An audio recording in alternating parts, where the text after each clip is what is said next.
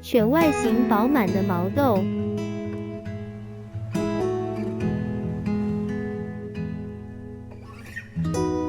剥去外壳，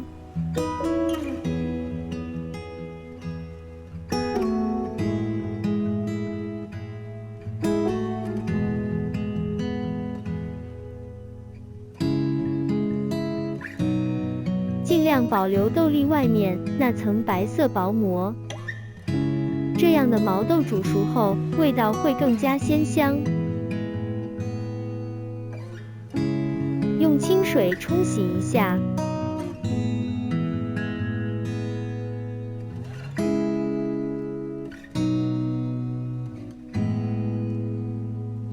加入适量的油，把装满毛豆的盘子放进蒸锅或者煮饭的电饭煲蒸笼里。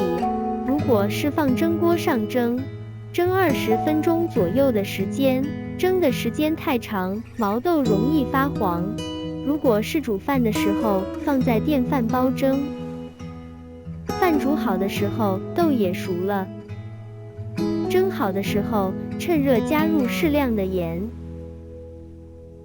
把毛豆和盐拌均匀就可以吃了。感谢您的观看，感谢您的订阅。